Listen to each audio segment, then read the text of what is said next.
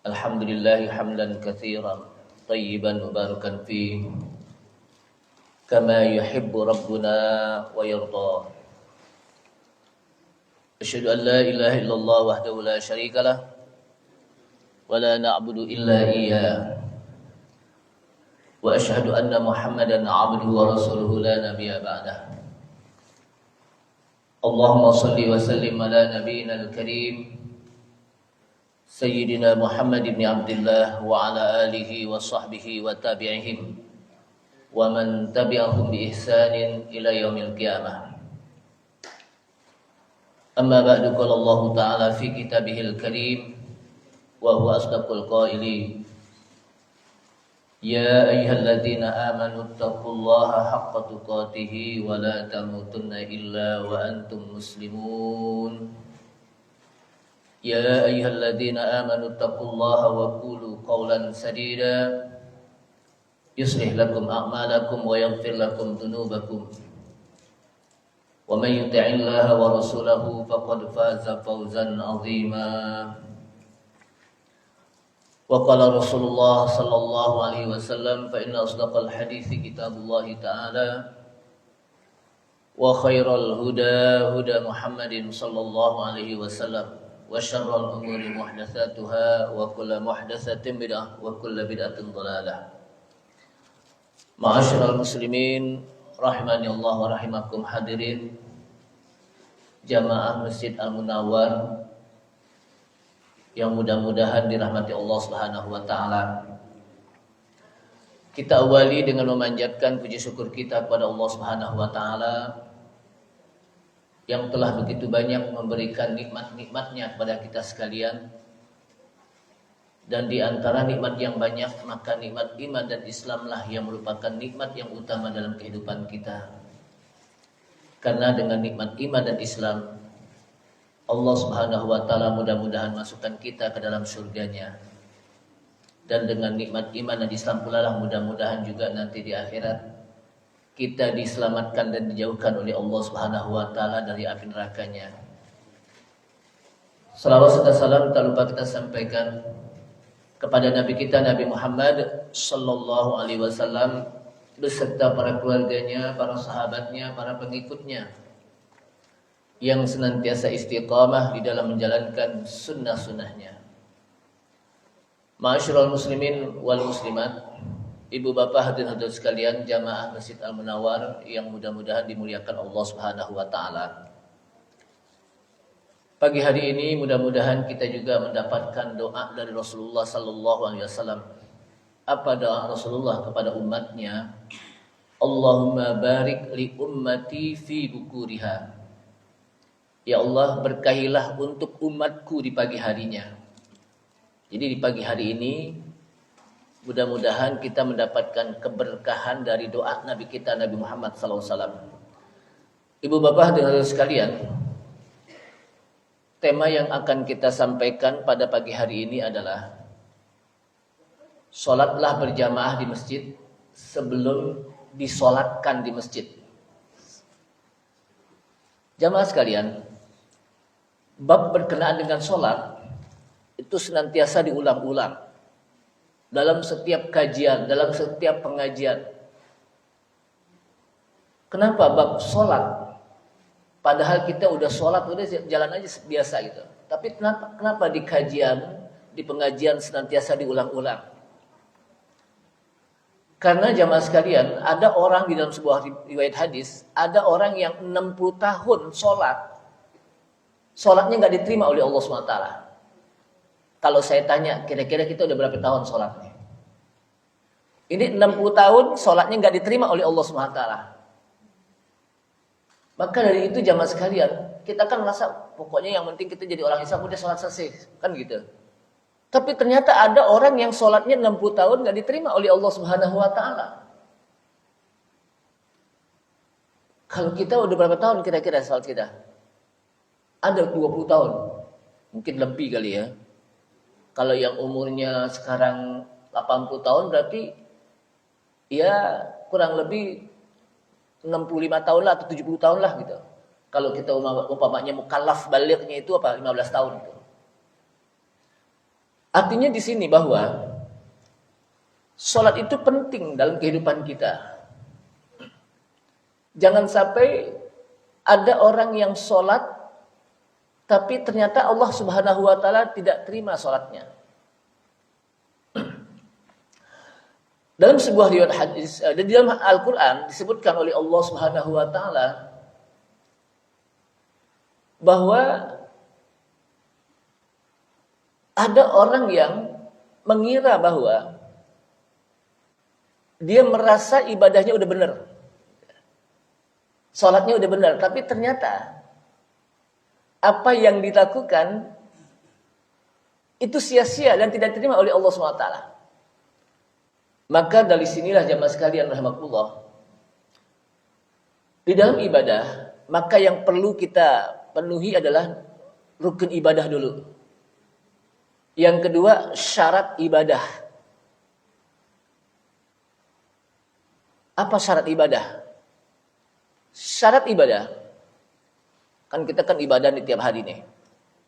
Maka kita harus tahu dulu syarat ibadah.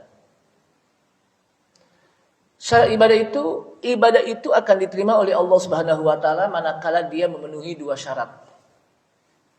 Yang pertama adalah ibadah itu didasarkan dengan ikhlasun niyah, niat yang ikhlas.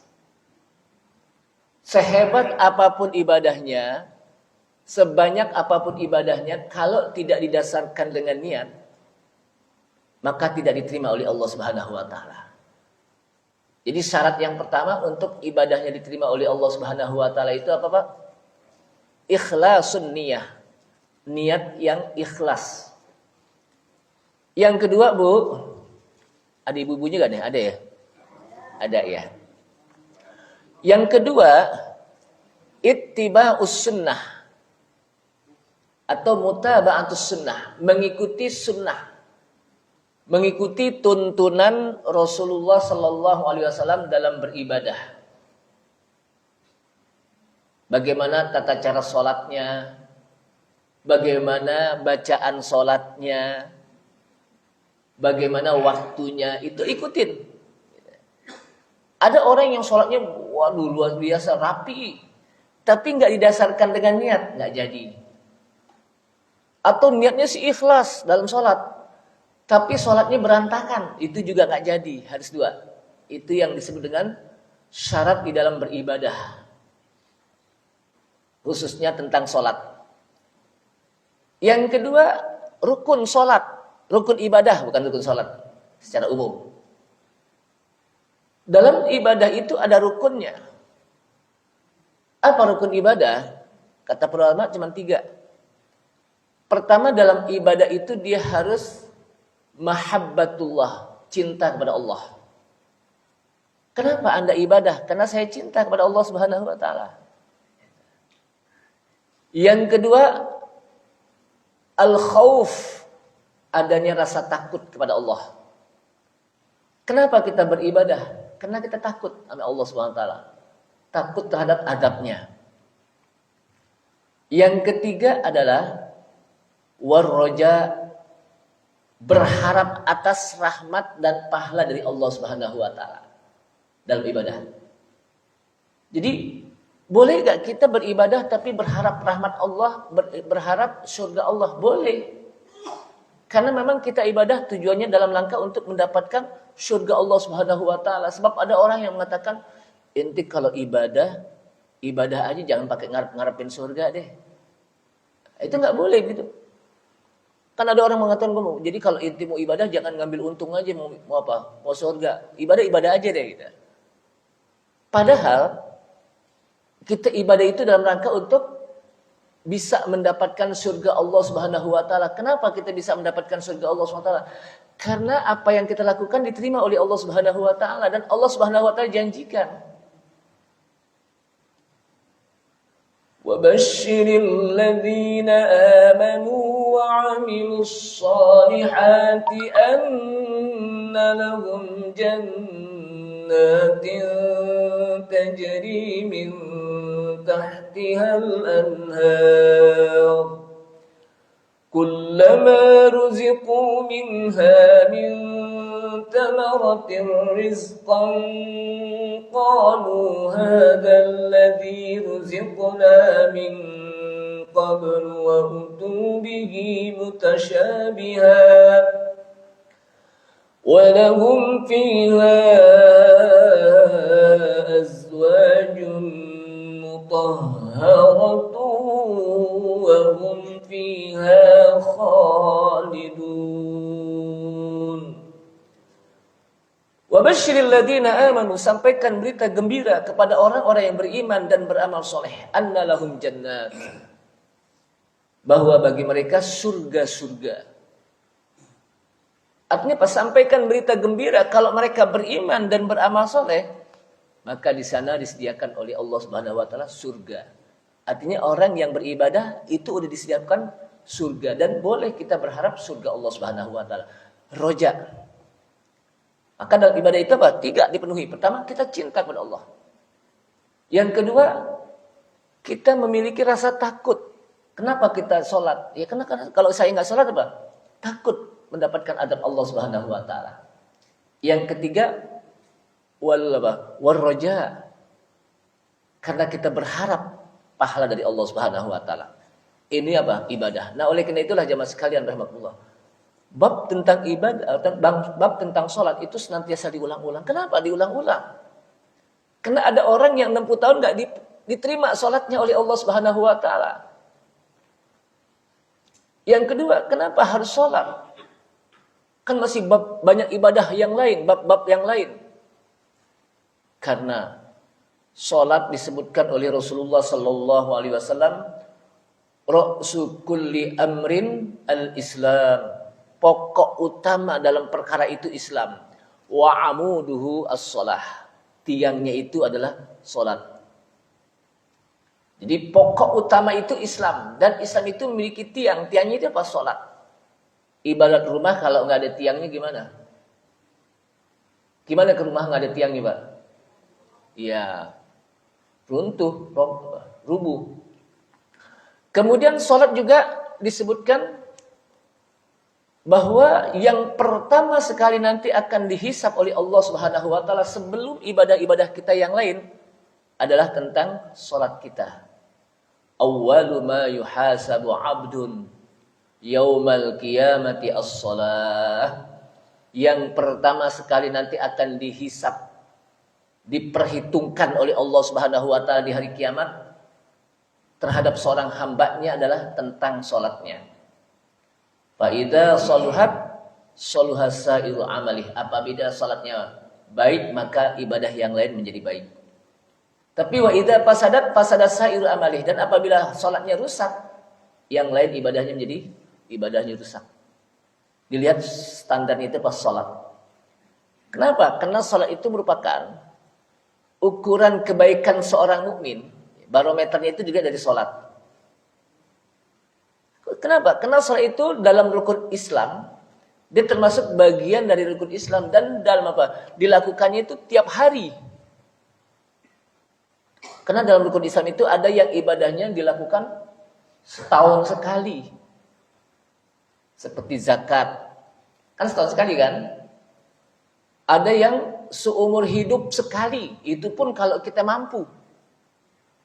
Apa seperti apa? Haji. Ini sekarang ini udah paham. Udah selesai nih umat Islam untuk apa? Melaksanakan ibadah haji. Lagi apa? Sebentar lagi pulang. Kita doakan semoga mereka dijadikan oleh Allah Subhanahu wa taala menjadi haji yang mabrur. Dan kita yang belum berangkat mudah-mudahan tahun-tahun yang akan diberangkatkan oleh Allah Subhanahu wa taala. Jadi ibadah haji seumur hidup sekali, itu pun kalau mampu. Dan mampunya itu ya kalau kita berbicara tentang mampu dalam apa? Ibadah haji nggak harus punya duit. Ada duit tapi nggak ada kapalnya, nggak ada pesawatnya, nggak jadi juga itu. Ada pesawatnya tapi nggak ada duit, nggak jadi juga. Ada pesawatnya, ada duitnya tapi orangnya nggak apa-apa, nggak bisa kemana-mana. Tempat tidur aja nggak bisa juga. Jadi apa? Kemampuan itu dalam berbagai aspek. Nah, sholat itu tiap hari. Apakah dia lagi sakit, apalagi sehat, tetap wajib. Jangankan lagi sehat, lagi sakit aja masih wajib. Bayangkan. Oh saya lagi musafir, nggak bisa sholat. Bisa. Ada qasar. Ada jamak takdim atau jamak takhir. Wah saya nggak bisa kena air. Kalau wudu itu meriang. Ada tayamum. Jadi ada jalan keluarnya. Saya nggak bisa diri sholat. Kenapa? Kalau diri kelamaan, keliengan, jatuh. Bisa duduk. Jadi semuanya itu ada jalan keluarnya kalau sholat. Kenapa? Karena sholat selama dia masih hidup, masih bernapas, diwajibkan bagi dia untuk apa? Sholat. Selama dia masih, kalau bahasa kita apa? Mukallaf. Masih punya akal, masih bisa berpikir, wajib bagi dia sholat. Jadi nggak ada istilah apa? Oh, saya nggak bisa gini, saya nggak bisa gini. Semuanya di jalan keluarnya. Kenapa? Karena sholat itu ibadah yang wajib tiap hari. Dan itu akan dihisab nanti oleh Allah SWT di hari kiamat. Pertama sekali sebelum ibadah-ibadah kita yang lain. Jadi jangan sampai ada orang ngaku Islam tapi nggak pernah sholat. Apalagi ke masjid. Gitu. Giliran meninggal minta sholatin di masjid. Padahal dulu waktu masih hidup, lewat masjid aja nggak pernah mampir. Ada gak yang begitu? Umat Islam ini bukan umat Islam yang sini nih. Di tempat lain. Di daerah Konoha sono. Kalau sini nggak ada insya Allah. Jadi jangan, apalagi rumahnya dekat. Rumahnya dekat masjid. Toa masjid juga kedengeran. Azan juga kedengeran. Orang lagi kajian juga kedengeran. Orang lagi sholat aminnya juga kedengeran. Tapi nggak pernah datang ke masjid. Giliran meninggal minta disolatin di masjid. Jadi tema kita apa? Sholatlah di masjid sebelum disolatkan di masjid.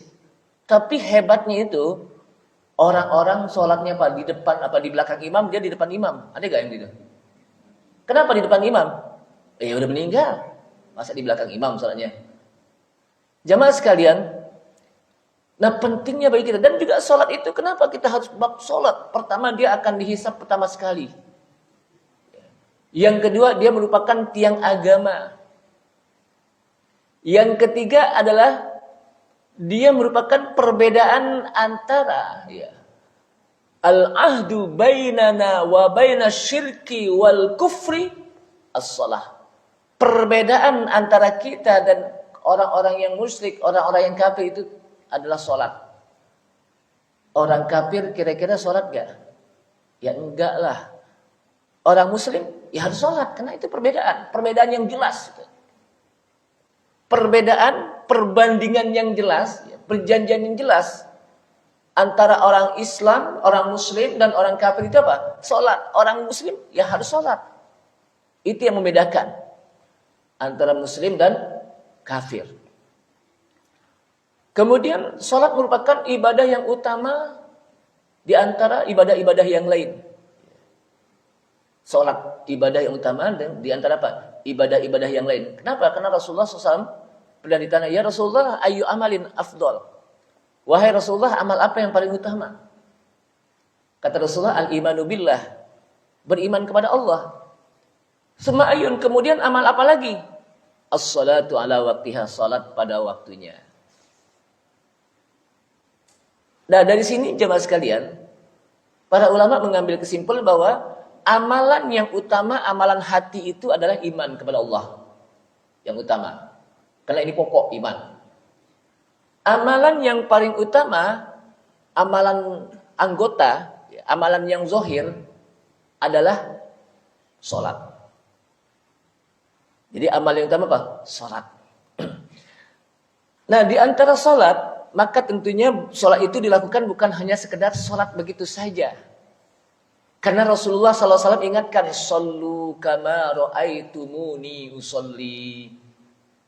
Khusus tentang sholat, maka kata Rasulullah, sholatlah kalian sebagaimana kalian melihat saya sholat. Bagaimana sholatnya Rasulullah? Kan kita nggak pernah lihat. Para sahabat yang pernah melihat bagaimana sholatnya Rasulullah. Maka untuk bisa melihat sholatnya Rasulullah SAW pada saat ini adalah bagaimana kita mempelajari tentang hadis-hadis Rasulullah yang berkenaan dengan apa? Sholat. Dan di antara salat tersebut maka bukan bagi laki-laki khususnya dilakukan secara berjamaah. Di mana? Di masjid. Dan itu memiliki keutamaan.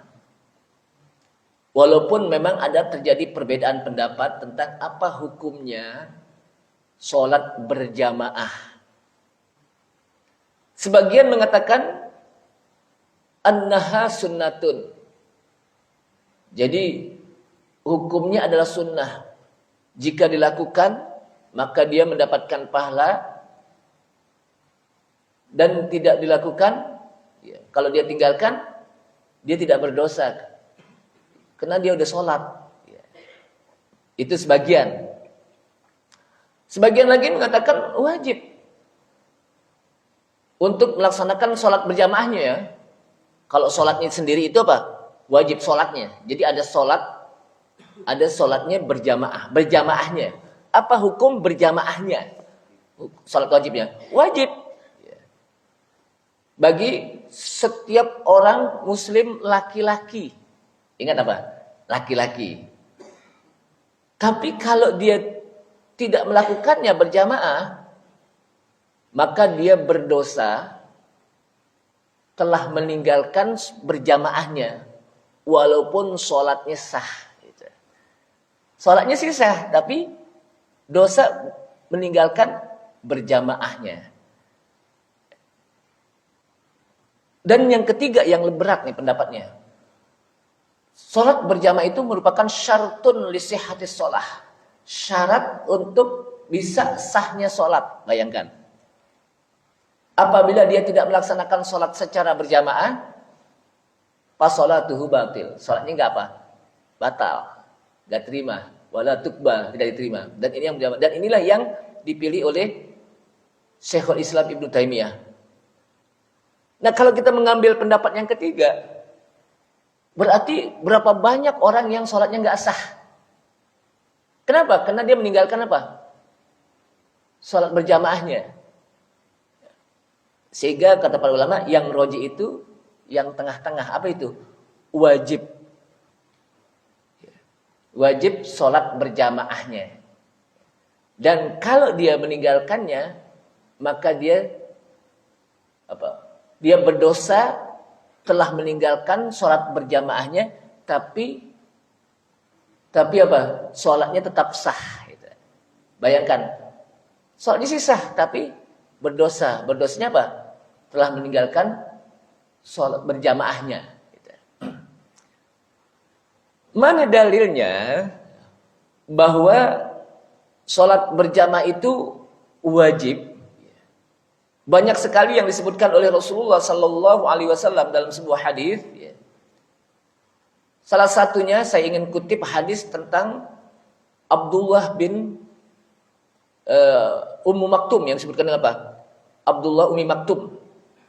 Jadi Abdullah Ummi Maktum ini adalah salah seorang sahabat Nabi yang dia buta. Dia satu hari datang kepada Rasulullah Sallallahu Alaihi Wasallam. Lalu Abdullah Ummi Maktum itu bertanya kepada Rasulullah Sallallahu Alaihi Wasallam. Apa kata Abdullah Ummi Maktum? Ya Rasulullah, laisa li qaidun. Wahai Rasulullah, saya ini nggak ada orang yang bisa menuntun untuk pergi ke masjid. Karena Ummi Maktum itu apa? Seorang yang buta. Dan tidak ada yang menuntun untuk pergi ke masjid. Kemudian di jalanan juga untuk ke masjid nggak aman. Dan rumah saya jauh dari apa? Masjid.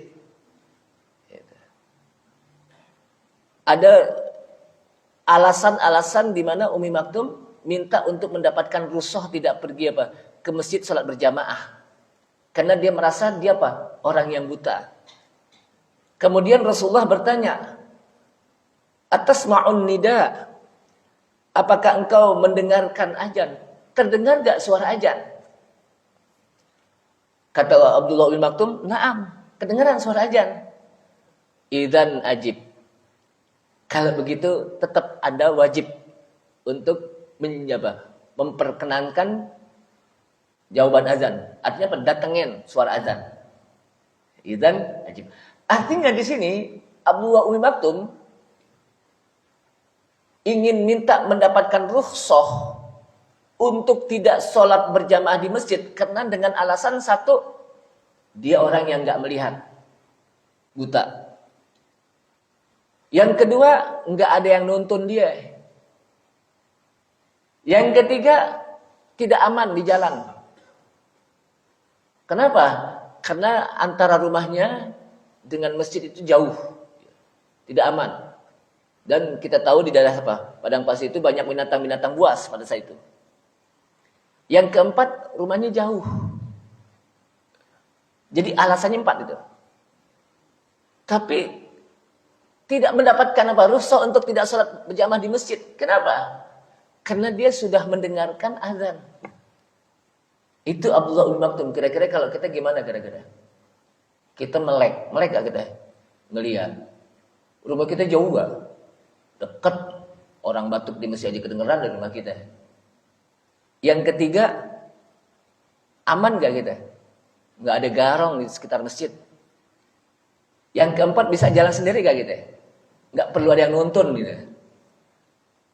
Kalau Abdullah Umi Maktum saja tidak mendapatkan rukhsah untuk tidak sholat berjamaah di masjid, padahal dia seorang yang buta dengan beberapa alasan lainnya lagi, maka apalagi kita yang seperti ini. Jangan sampai zaman sekalian orang masih hidup nggak kenal masjid, kalau udah meninggal baru kenal masjid, jangan. Padahal masjid itu, kehidupan umat Islam itu tidak bisa terlepas dari masjid. Rasulullah Shallallahu Alaihi Wasallam ketika di Isra dan dimi'rajkan oleh Allah Subhanahu Wa Taala, maka beliau pergi dari satu masjid ke masjid, bukan dari satu rumah istrinya yang satu ke istrinya yang lain, bukan, tapi dari masjid ke masjid. Sebagaimana Allah SWT sampaikan, Subhanalladzi asra bi'abdihi laylan minal masjidil harami ilal masjidil aqsa alladzi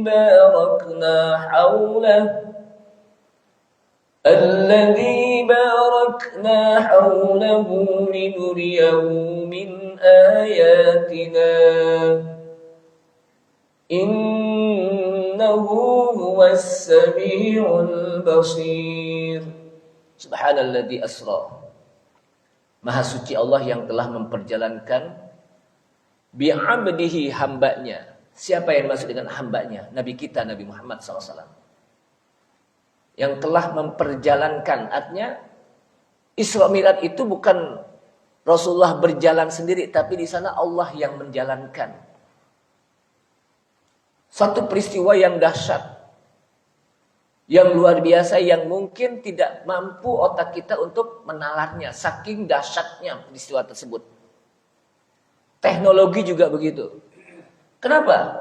Rasulullah diperjalankan minal masjidil haram, dari Masjidil Haram di Mekah, ilal masjidil aqsa, ke Masjidil Aqsa di Palestina. Dari Palestina, Rasulullah dimi'rajkan, diangkat ke langit sampai ke Sidratul Muntaha. Itu lailan, cuman sebagian malam. Ya, sebagian malam, sedikit malam. Padahal kalau orang pergi dari Mekah ke Palestina itu berbulan-bulan. Kalau jalan kaki zaman saat itu, atau naik kuda, atau naik onta. Itu baru dari Mekah ke Palestina, belum lagi naik ke Sidratul Muntaha, menembus langit ke-7. Dalam rangka apa? Untuk mendapatkan kewajiban berupa sholat yang 5 waktu. Artinya di sini bahwa kalau ibadah-ibadah lain diwajibkan oleh Allah Subhanahu Wa Taala dengan turun ayat, kadang di Mekah, kadang di Madinah. Jadi kalau ibadah-ibadah lain tentang haji, tentang puasa, turun ayat wahyu dalam rangka untuk apa? Mewajibkan satu ibadah, kadang turunnya di Mekah, kadang turunnya di Madinah. Tapi khusus tentang sholat, langsung Allah Subhanahu Wa Taala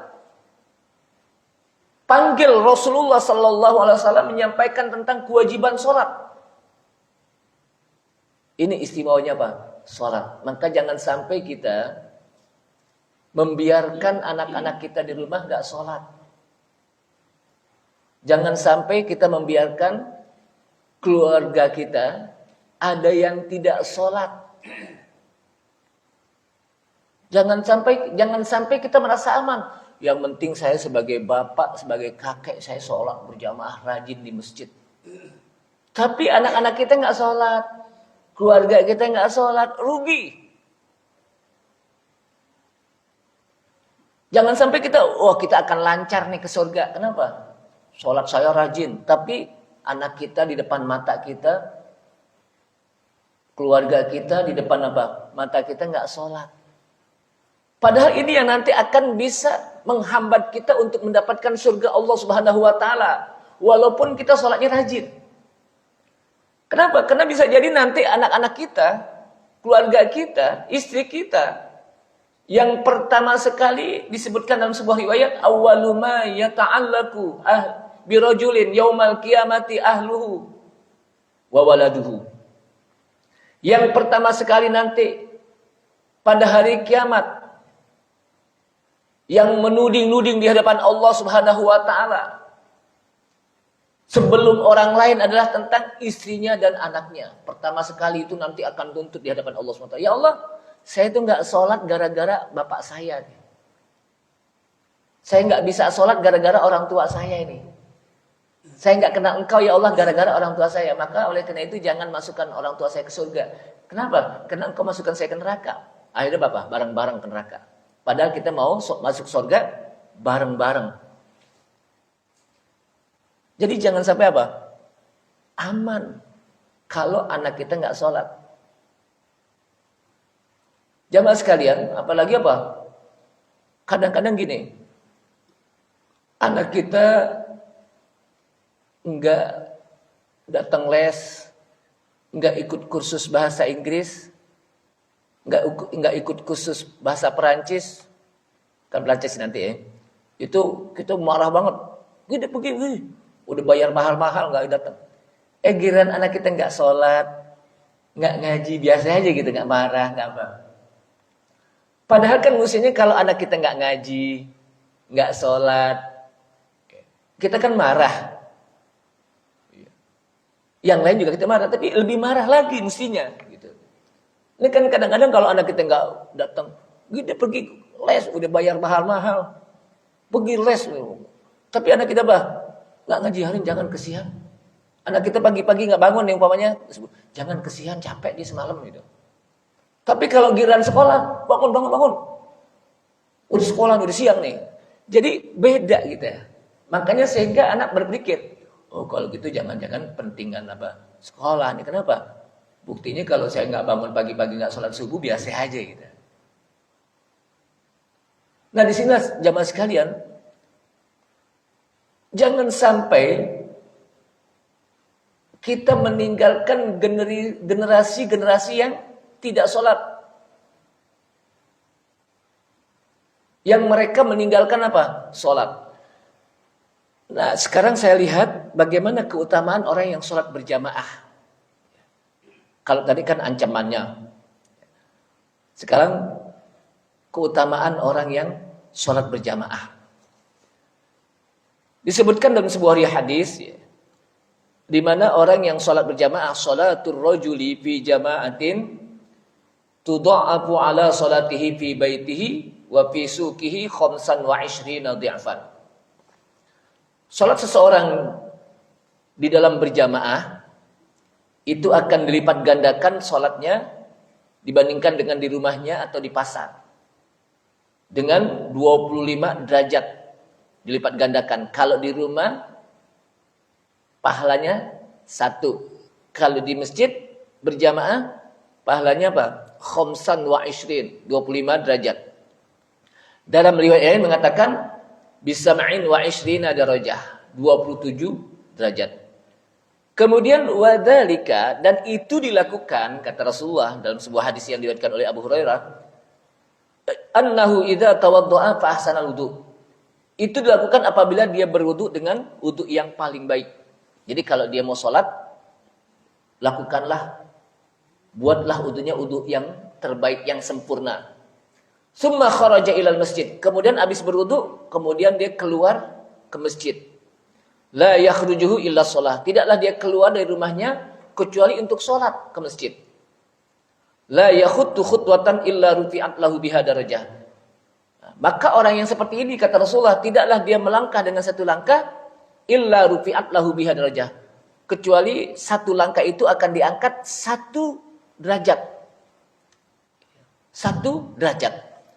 Wa huttat anhu biha khati'atan, dan akan dihapuskan satu langkah satu dosa, satu kesalahan. Bayangkan, satu langkah. Tadi Bapak hitung enggak berapa langkah ini dari rumah? Hitung sekali-sekali, Pak. Kalau 100 langkah berarti kita diangkat 100 derajat oleh Allah SWT. Dan kita dihapuskan 100 dosa dalam satu langkah itu. Berarti 100 dosa kalau kita 100 langkah. Fa idza shalla lam tazril malaikah tusalli alaihi. Apabila dia salat di masjid, maka senantiasa para malaikat bersalawat kepadanya. Madama fi musalla, selama dia berada di tempat sholatnya. Bayangkan, ketika kita masuk ke masjid, lalu kita sholat, di situ para malaikat bersalawat. Apa yang dimaksud dengan para malaikat bersalawat? Malaikat mendoakan kita. Emang sih nggak kedengeran. Kalau kedengeran mungkin pada bubar. Suaranya ada tapi nggak ada apa makhluknya. Bayangkan, malaikat mendoakan. Dan bagaimana malaikat yang mendoakan? Luar biasa. Allah ijabah doanya malaikat. Kenapa? Karena dia makhluk yang la ya'sunallaha ma amarahum wa yaf'aluna ma yu'marun. Makhluk yang tidak pernah berbuat durhaka kepada Allah Subhanahu wa taala dan melakukan apa yang diperintahkan oleh Allah Subhanahu wa taala. Itu malaikat. Maka kata para ulama, salah satu beriman kepada malaikat adalah bahwa kita meyakini malaikat tidak pernah berbuat dosa. Berbeda dengan manusia. Yang kedua, malaikat itu senantiasa mentaati apa yang diperintahkan oleh Allah Subhanahu wa taala. Berbeda dengan apa? Manusia. Makanya tugas malaikat luar biasa. Ketika diperintahkan untuk membagi-bagikan rezeki kepada apa? Manusia, dibagikan rezeki. Enggak ada yang dikentit satupun. Enggak ada yang diupetin. Saya upetin sedikit nih. Enggak. Pokoknya bagikan rezeki kepada manusia. Maka dibagikan rezeki. Beda dengan kita. Bagikan rezeki. Ada yang diumpetin, ada yang ditaruh, ada yang macam-macam lah gitu. Itu manusia. Jadi beda dengan makanya apa? Malaikat apa? Luar biasa, sangat jujur. Kemudian ketika diperintahkan untuk menyampaikan wahyu, mengirimkan wahyu seperti malaikat Jibril, enggak ada satupun risalah yang disembunyikan oleh malaikat Jibril. Semuanya disampaikan kepada para nabi dan rasul yang atas perintah Allah Subhanahu wa taala. Beda dengan manusia. Sampai ini berita. Sampai apa? Kuping orang lain lagi beritanya. Gitu. Jamaah sekalian. Jadi orang yang sholat. Nah, di sini kalau kita lihat hadisnya. Berarti kita diperintahkan untuk berwudu di rumah. Kenapa? Karena kata Rasulullah. Idza tawadda'a fa ahsana wudu. Apabila dia berwudu dengan wudu yang baik. Summa kharaja ilal masjid. Kemudian dia keluar ke masjid. Berarti kan dia wudu dulu di rumah. Bayangkan. Jadi wudu di rumah. Agar apa? Agar air yang ada dalam rumah kita itu menjadi saksi bahwa kita gunakan untuk ibadah. Air di rumah kita itu bukan hanya untuk pakai cuci mobil saja. Bukan buat apa? Untuk ngepel rumah kita saja. Tapi juga untuk ibadah, sholat. Menjadi saksi nanti kita gunakan kebaikan. Jadi itu yang pertama. Yang kedua ya paling tidak kan di masjid juga akan menjadi hemat juga. Kita membantu masjid untuk apa? Hemat. Hemat. Jangan sampai ada orang wudunya gini Pak. Wudu. Padahal kan wudu biasa saja. Tapi yang keluar dari keran air tuh. Lebih banyak yang keluar dari keran air. Ketimbang yang kita pakai untuk air wudu. Ada gak yang begitu? Makanya kalau kita berwudu itu jangan sampai kerannya untuk hampir kalau belum apa, belum full kita belum apa, berhentikan gitu. Sampai full. Udah gitu kita lagi basuh, nah air masih tetap keluar nih. Jadi lebih banyak yang mubazirnya, yang apa? Yang dibuang-buang ketimbang apa? Yang kita pakai untuk wudu. Jadi kalau kita pakai wudu, airnya siapa? Kecil aja biasa. Kenapa? Karena selama ini kita berwudu kan kadang hampir belepotan itu padahal biasa. Jadi apa biasa? Makanya kalau wudu itu dari atas biar airnya mengalir itu kan. Begini. Jadi jangan sampai apa? Airnya sih banyak kadang-kadang, tapi ternyata di sini nggak kena air. Cuman sekedar apa? Begini-begini aja gitu. Jadi hemat dalam wudu. Makanya nanti kalau kita belajar tentang bab wudu, ada al-iqtisadu fil ibadah. Jadi kita berhemat di dalam beribadah. Salah satunya apa? Berhemat di dalam menggunakan apa? Air. Kemudian di sini juga diperintahkan fa'ahsanal wudu. Hendaknya wudu yang baik. Fa'asbighil wudu, sempurnakan wudu. Jangan sampai wudunya enggak benar, kemudian dia sholat. Maka kalau wudunya enggak benar, kemudian dia sholat, otomatis sholatnya enggak benar. Kenapa? Karena antara sholat dengan wudu itu saling berkaitan. Maka disinilah pentingnya bagi kita. Ini sampai jam berapa nih? Sampai jam 8 nih. Jam 9. Sampai Johor deh, enggak apa-apa ya. Sampai Johor. Ya sampai suruk ya nanti insyaallah suruk. Nah dari sini berarti kita diperintahkan untuk wudunya wudu yang sempurna. Karena ada salah seorang sahabat Nabi, ketika dia masuk ke masjid, kemudian sholat. Masuk ke masjid, kemudian apa? Sholat. Rasulullah ngelihat, oh sholat. Kemudian selesai sholat, nih sahabat datang kepada Rasulullah dan menyampaikan salam. Lalu dijawab salamnya oleh Rasulullah SAW. Kemudian kata Rasulullah, Aid, ulangi sholat. Fa innaka lam tusalli, sesungguhnya Anda belum sholat. Kemudian orang tersebut, sahabat tersebut, ulangi lagi sholatnya. Selesai sholat datang lagi kepada Rasulullah. Kata Rasulullah, Aid, fa innaka lam tusalli, ulangi sholat. Sesungguhnya Anda belum sholat. Bayangkan, berkali-kali ini sahabat sampai 3 kali dia udah sholat, tapi kata Rasulullah, ente belum sholat. Padahal udah sholat. Sehingga para sahabat tersebut mengatakan, wallahi ya Rasul, demi Allah ya Rasul, sesungguhnya saya tidak bisa melakukan sholat yang lebih baik dari itu. Jadi Rasulullah menyuruh orang tersebut untuk mengulangi sholat, padahal dia apa? Sholat. Sampai sahabat mengatakan, wallahi ya Rasul, demi Allah ya Rasul, sesungguhnya saya tidak bisa untuk melakukan sholat yang lebih baik dari itu. Maka Rasulullah ajarkan, idza kumta ilas shalah fa'asbighil wudu. Apabila engkau ingin sholat, maka sempurnakanlah wudu. Summa staqbilil kiblah, summa fakabbir. Apabila engkau ingin sholat, maka sempurnakanlah wudu. Bayangkan, ketika Rasulullah ingin mengajarkan tentang sholat kepada orang tersebut, padahal kan yang dilihat sholat nih, yang salah sholat, yang salah apa? Cara sholatnya apa? Sahabat tersebut. Tapi Rasulullah mengajarkan memulai dari apa? Idza kumta ilas shalah fa'asbighil wudu. Apabila engkau ingin sholat, sempurnakanlah wudu. Kenapa? Karena wudu itu berkaitan dengan sholat. Kalau sholatnya apa? Wudunya nggak sempurna, wudunya nggak benar, otomatis sholatnya nggak benar. Kenapa? Karena syarat sah sholat adalah harus suci dari hadas kecil. Dan hadas kecil itu bisa diangkat dengan melalui wudu. Jadi orang sholat itu harus apa? Suci dari hadas besar dan hadas kecil. Hadas besar bisa terangkat dengan mandi. Hadas kecil bisa terangkat dengan berwudu. Jadi sempurnakan wudu. Bagaimana cara menyempurnakan wudu? Maka kita akan bisa membahas pada bab yang berkenaan dengan apa? Sifat sholat wudu Rasulullah. Bagaimana sifat sholat wudu Rasulullah. Nah sekarang kita koreksi selama ini. Sudah benarkah wudu kita? Jangan sampai kita wudu hanya sekedar wudu. Yang penting basah. Gitu. Tapi ternyata ada anggota wudu yang tidak terkena air. Sampai ketika Rasulullah mengatakan, wailun lil aqab. Orang yang berwudu. Celaka bagi orang yang mata kakinya tidak terkena air wudu. Sampai dikatakan wail. Kenapa? Karena kalau mata kakinya tidak terkena air wudhu, wudhunya nggak sah. Orang ini menjadi celaka. Kenapa? Karena sholatnya nanti nggak sah. Kalau sholatnya nggak sah, berarti dia tidak melaksanakan sholat. Kalau sholatnya apa? Wudhunya berkali-kali nggak sah, selama ini dia tidak pernah sholat. Dan orang yang tidak pernah sholat, tentunya apa? Wail, orang yang celaka.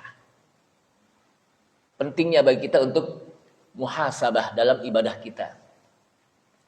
Kemudian Rasulullah, ini yang dikenal dengan hadis al-musi' fi sholat, hadis orang yang salah di dalam melaksanakan sholat. Hadis ini menjelaskan tentang bagaimana tata cara sholat. Dimulai apa? Fa'asbigil wudu. Kemudian wastaqbilil kiblah. Habis itu kalau mau Anda sholat, hadap kiblat. Jangan sampai nggak hadap kiblat. Kemudian fakabbir, mulai dengan takbir. Artinya kalau kita mau takbir, yang dikenal dengan takbiratul ihram, itu kita sudah pastikan bahwa diri kita sudah menghadap kiblat. Jangan sampai kita sambil jalan saking terburu-burunya kena kita apa? Orang yang orang yang masbuk dalam sholat sambil berjalan Allahu Akbar, maka nggak sah. Kenapa? Karena kita belum menghadap kiblat secara tetap. Kalau kita masbuk ketinggalan, ya kita nanti apa?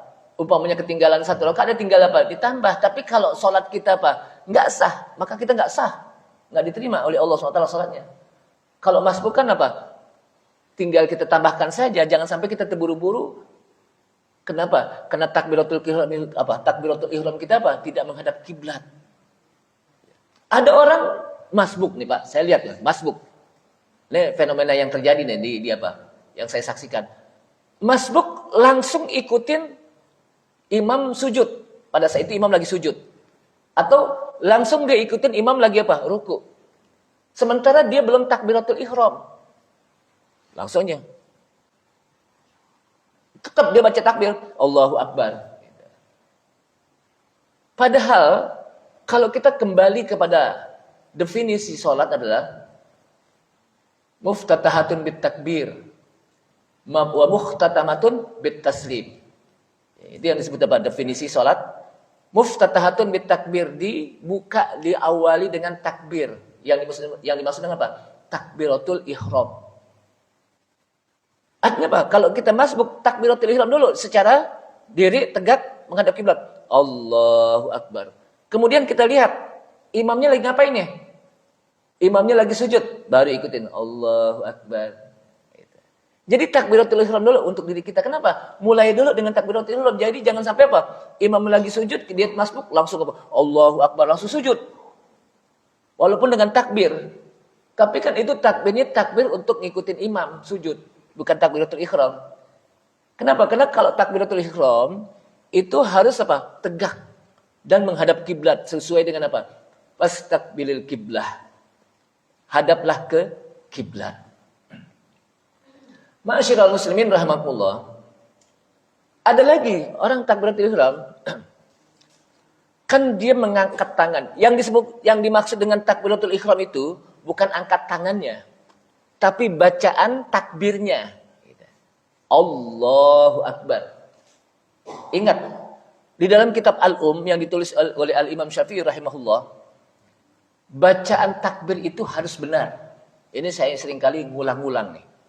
Karena ada orang bacaan takbirnya itu apa? Salah. Belum benar. Dan kalau bacaan takbirnya aja salah, maka berarti otomatis sholatnya kesonoannya itu apa? Udah salah deh. Kenapa?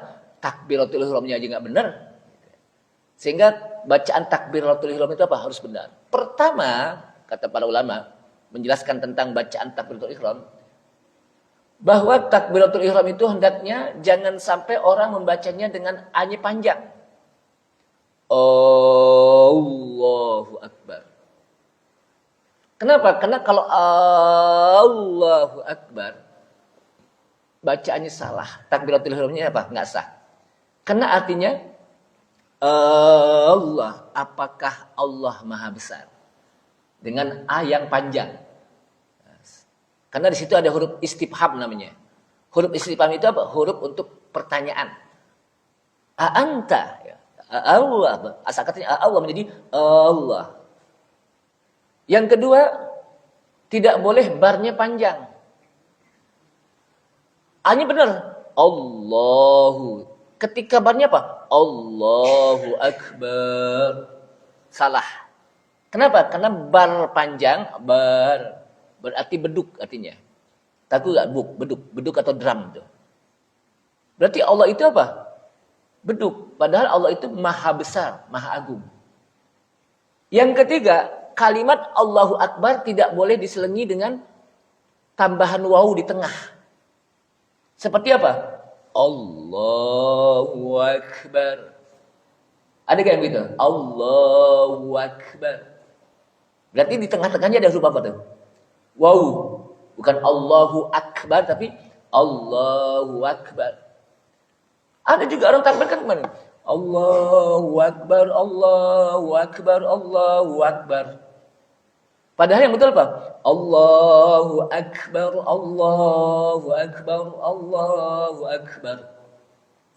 Kenapa? Karena kalau Allahu Akbar berarti Allah dan Maha Besar.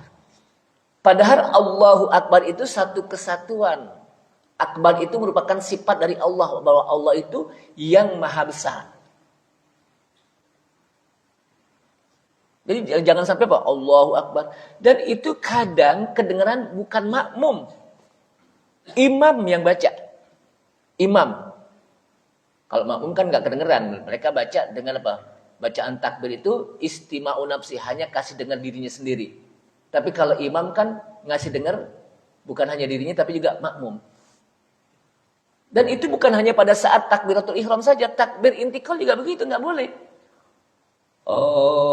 Allahu Akbar. Berarti A-nya panjang. Apakah Allah? Yang betul apa? Allahu Akbar. Allah yang baca. Atau Allahu Akbar. Allahu Akbar. Emang sih kedengarannya keren banget Allahu Akbar. Berarti salah. Kenapa? Di tengah-tengah ada huruf wawu gitu. Padahal kalimatnya apa yang benar? Allahu Akbar. Jadi itu saja diatur oleh para ulama. Takbiratul ihram aja diatur, apalagi yang lainnya gitu. Belum baca Fatihahnya, belum sujudnya, rukuknya. Makanya kata Rasulullah, "Shallu kama ra'aitumuni usolli." Salatlah kalian sebagaimana kalian melihat saya salat. Jangan sampai kita salat cuma ikut-ikutan. Saya lihat, oh orang begini salat gue juga begini ah. Oh orang begitu sujud gue juga begini. Itu namanya dengan cara taklid. Makanya ulama mengatakan di dunia ini, di samping Nabi dan Rasul, selesai Nabi dan Rasul, ini sampai jam berapa nih? Oh udah deh, sampai jam 6 aja udah isuruk soalnya. Ini saja mudah-mudahan bermanfaat ya, mudah-mudahan bermanfaat. Dan mudah-mudahan kita akan bisa lanjutkan pada tahun yang akan datang berarti ya. Iya tahun yang akan datang kan seminggu sekali, apa setahun sekali ya. Yang penting ada hari apa satu bulan itu yang 5. Jadi yang ahad yang kelima. Satu bulan ahad yang kelima. Kalau ahad yang 1, 2, 3, 4 nggak bisa. Yang kelima bisa, kosong. Kenapa? Karena 1 di Muhajirin. Yang kedua di Muhajirin. Yang ketiga di Muhajirin. Tapi Muhajirin ini beda-beda itu alamannya. Jadi ada beberapa Muhajirin yang saya masukin tuh. Ini saja mudah-mudahan bermanfaat. Sebelum saya tutup, kira-kira ada pertanyaan Pak? Ya silakan. Apakah afdol kalau takbir di saat terbalas dengan sujud atau takbir di saat sedang ruku? Tadi Ustaz katakan takbirlah di saat sedang tegak, artinya waktu berdiri dan waktu tasawuf. Karena saya perhatikan ada banyak imam yang sholat kayak yang takbirnya pas sujud masih takbir. Itu bagaimana? Jadi takbir itu pada berbarengan. Tapi kalau udah sujud, ya udah selesai takbirnya gitu. Pas sampai sujud udah nggak takbir lagi gitu. Kan apa? Disebutkan dalam hadis Rasulullah apa? Yukabbiru hina ya'tadilu. Rasulullah bertakbir ketika beriktidal. Hina yarka'u. Betul apa? Rasulullah apa? Bertakbir hina yasjudu. Ketika apa? Kalau ketika berarti apa? Gerakan apa? Untuk bersujud takbir. Allahu Akbar. Selesai. Sami Allahu liman hamidah. Selesai. Jangan masih diri masih apa? Sami Allahu liman hamidah. Apa? Udah diri. Atau apa? Jadi itu ketika gitu. Berbarengan dengan apa? Gerakannya gitu. Kalau disambil udah selesai gitu. Takbirnya itu. Kalau dia ada apa? Dari hadis gitu. Kenapa? Karena kalau di sujud lain lagi bacaannya nanti. Rukuk juga lain lagi bacaannya nanti gitu. Yang kedua, nah ini sering nih. Jangan sampai kita membarengi sujudnya imam. Jangan sampai kita membarengi rukuknya imam. Imam lagi rukuk kita bareng gitu. Jangan. Jadi imam diri dulu baru kita diri. Imam rukuk baru kita rukuk gitu. Jadi bareng aja nggak boleh, apalagi mendahulukan gitu. Bareng aja kita nggak boleh, apalagi apa mendahulukan. Jadi kalau udah apa? Allahu Akbar, baru Allahu Akbar sujud. Jadi langsung sujud dulu itu. Wallahu a'lam. Kalau takbir rohnya itu harus tebal atau Allahu Akbar. Jadi dia tebal. Tafkhim namanya. Kalau kita belajar tahsin, ada yang disebut tafkhim dan tarqiq. Tafkhim tebal. Allahu Akbar. Bau. Tidak baca Allahu Akbar. Ceper. Kalau orang bilang. Jadi Allahu Akbar. Tidak, tapi Allahu Akbar. Dan itu harus ada latihan, Pak. Sami Allahu liman hamidah. Allahu Akbar. Bar. Jadi jangan sampai apa? Ada lagi bacanya. Allahu Akbar. Tidak Allah. Allahu Akbar. A-nya juga lafaz Allah, namanya lafzul jalalah, itu dibaca tebal. Tafkhim. Allahu Akbar.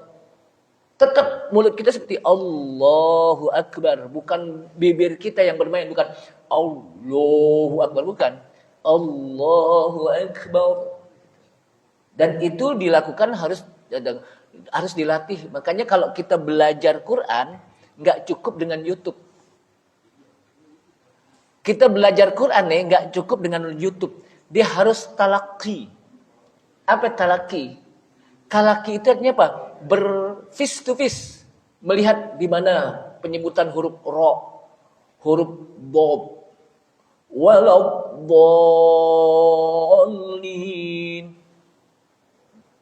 Ihdinas siratal mustaqim. Siratal ladzina an'amta 'alaihim ghairil maghdu. Ingat, tidak boleh dibaca ghairil maghdu, salah. Kenapa? Karena ghin itu bukan huruf qalqalah yang dilepas. Dia huruf biasa, bukan qalqalah. Jadi sehingga apa? Ghairil maghdu. Tidak, ghairil maghdu. Dal. Waladdallin.